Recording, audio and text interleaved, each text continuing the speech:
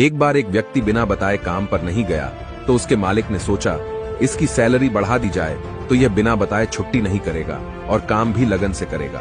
और फिर उसे बिना बताए उसकी सैलरी बढ़ा दी गई। अगली बार जब उसे सैलरी ज्यादा मिली तो वह कुछ नहीं बोला और उसने चुपचाप वो पैसे रख लिए और कुछ महीने बाद उसने फिर से बिना बताए छुट्टी मार ली। मालिक को बहुत गुस्सा आया और वो सोचने लगा इसकी सैलरी बढ़ाने का क्या फायदा हुआ, ये तो सुधरने वाला ही नहीं। और फिर से उसकी सैलरी कम कर दी गई। फिर जब वह काम पर वापस आया तो उसे वही सैलरी दी गई जो उसे पहले मिलती थी। वह व्यक्ति चुपचाप रहा और इस बार भी कुछ नहीं बोला।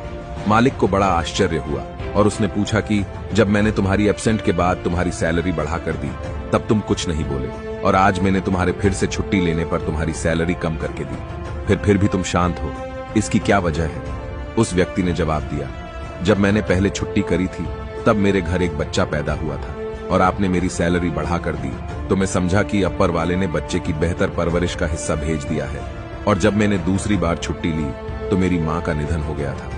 उसके बाद आपने मेरी सैलरी कम कर दी तो मैंने मान लिया कि मेरी माँ अपने हिस्से का अपने साथ लेकर चली गई।